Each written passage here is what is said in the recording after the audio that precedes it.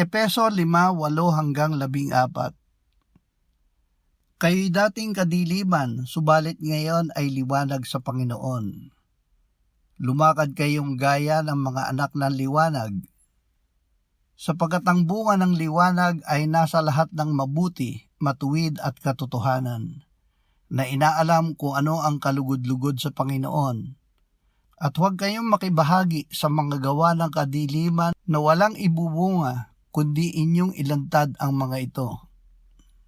Sapagkat ang mga bagay na palihim nilang ginagawa ay kahiya-hiyang sabihin, subalit ang lahat ng mga bagay na inilantad sa pamamagitan ng liwanag ay nakikita, sapagkat anumang bagay na nakikita ay liwanag. Kaya sinasabi, gumising ka, ikaw na natutulog, at bumangon mula sa mga patay, at si Kristo ay magliliwanag sa iyo. Naging liwanag sa Panginoon.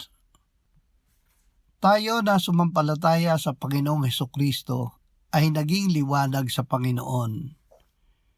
Iniligtas tayo ng Diyos sa kapangyarihan ng kadiliman at inilipat tayo sa kaharian ng Kanyang minamahal na anak, na sa Kanya ay mayroon tayong katubusan na siyang kapatawaran ng mga kasalanan.